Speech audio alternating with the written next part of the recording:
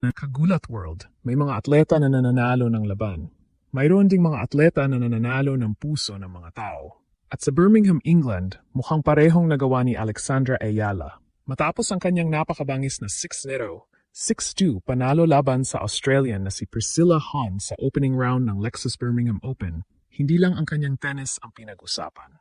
Mas lalong umingay ang pangalan niya nang dagsayin siya ng mga fans matapos ang laban para magpa-autograph, magpa-picture at personal na magbigay ng suporta. Para bang nasa Pilipinas ang venue? Sa bawat sulok ng Edgbaston Priory Club, makikita ang mga watawat ng Pilipinas, maririnig ang mga sigaw ng Let's Go Alex, at mararamdaman ang kakaibang enerhiya ng mga Pilipinong matagal na naghihintay ng isang world-class tennis star na maipagmamalaki sa international stage. Maging si Alex mismo ay tila nagulat sa dami ng sumuporta sa kanya. Sa kanyang post-match interview, nagpasalamat siya sa mga Pilipinong nanood at umamin na hindi niya inaasahang ganoon karami ang makakasaksi sa kanyang unang grass court match ngayong season. Ang simpleng mensaheng iyon ay agad nag-viral sa social media at lalo pang nagpasiklab sa tinatawag ngayong Ayala Mania. Ngunit higit pa sa isang autograph session ang nangyari. Ito ay simbolo ng isang mas malaking bagay.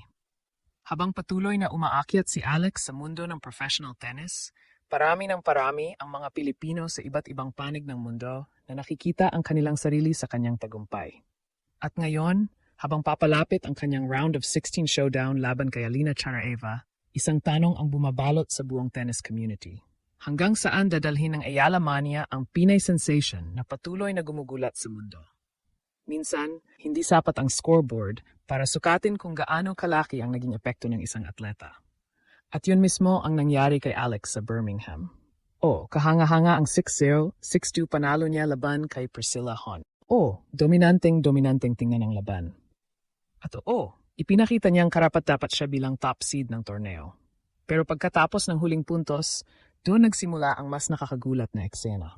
Habang naglalakad palabas ng grass court si Alex, unti-unting nagsimulang magtipon ang mga tao sa paligid ng venue.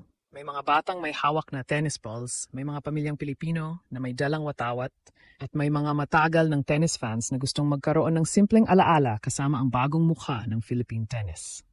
Sa loob ng ilang minuto, tila naging sentro ng atensyon si Alex. Hindi lamang dahil nanalo siya, kundi dahil nararamdaman ng mga tao na may espesyal na nangyayari. Sa loob ng maraming dekada, bihirang magkaroon ng Pilipinong atleta na regular na pinag-uusapan sa pinakamalalaking tennis tournaments sa mundo. Kaya naman, habang patuloy na tumataas ang ranking ni Alex at lumalalim ang kanyang mga tournament runs, natural lamang na sumabay ang paglaki ng kanyang fanbase. At kitang-kita iyon sa Birmingham.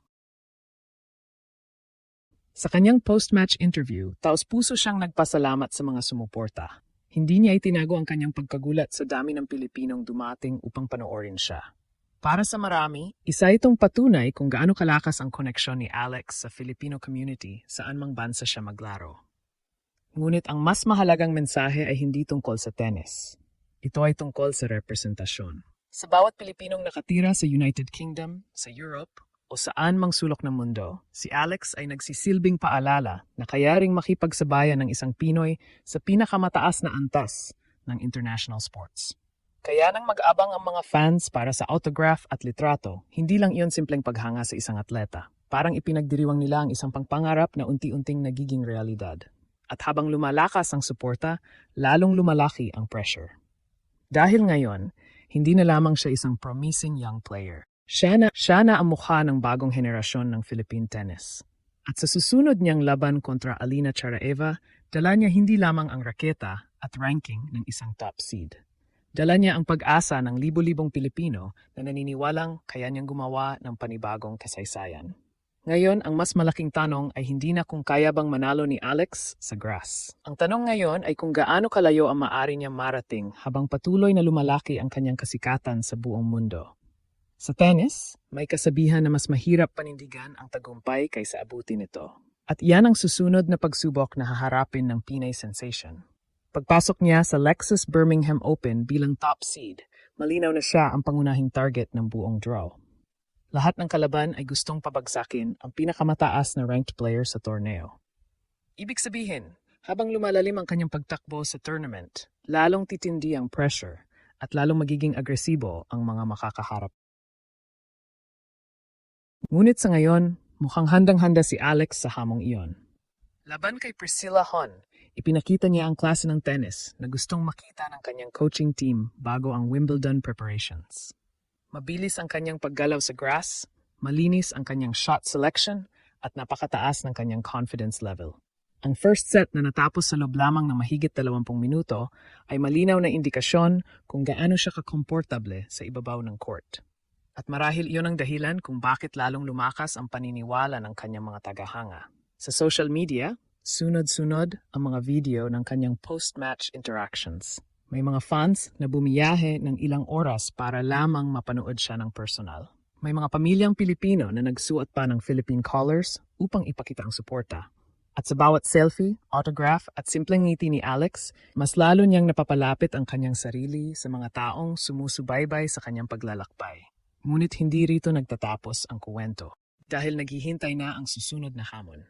Isang round of 16 showdown laban kay Alina Charaeva. Para sa mga matagal ng sumusubaybay kay Alex, pamilyar na pangalan nito.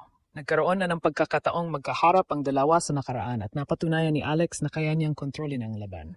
Ngunit iba ang sitwasyon ngayon. Iba ang surface, iba ang pressure, at mas mataas ang nakataya. Ito ang klase ng laban na maaring magtakda ng direksyon ng kanyang buong grass court campaign. Kapag nagwagi siya rito, lalong lalakas ang kanyang momentum papunta sa mas malalaking torneo. Tataas ang kumpiyansa. Tataas ang ranking points. At mas lalaki ang paniniwala ng tennis world na hindi aksidente ang kanyang pag-akyat sa elite level ng women's tennis. Ngunit higit sa lahat, tataas pa ang bilang ng mga Pilipinong inspiradong mangarap. Dahil habang ang ibang atleta ay nagdadala ng kanilang bansa sa scoreboard, si Alex ay nagdadala ng Pilipinas sa sentro ng pandaigdigang tennis conversation. At bas sa mga eksenang nakita sa Birmingham, mukhang nagsisimula pa lamang ang tunay na eyalamania. Ang tanong ngayon, kung magpapatuloy ang ganitong suporta at ganitong klase ng laro, handa na ba ang mundo para sa isang Pinay na seryosong maghamon sa pinakamalalaking pangalan sa women's tennis? Habang patuloy na lumalakas ang suporta para kay Alex sa Birmingham, isang bagay ang malinaw, hindi na lamang siya isang promising young tennis player. Siya na ngayon ang simbolo ng bagong henerasyon ng Pilipinong atleta na kayang makipagsabayan sa pinakamataas na antas ng mundo. Mula sa dominanteng panalo hanggang sa dagsa ng fans na nag-abang para sa kanyang autograph, ipinakita ni Alex na ang kanyang impluwensya ay lampas na sa tennis court. Ngayon natutok ang buong Pilipinas sa kanyang susunod na laban. At kung magpapatuloy ang kanyang momentum, baka nasasaksihan na natin ang pagsilang ng susunod na global sports superstar ng bansa.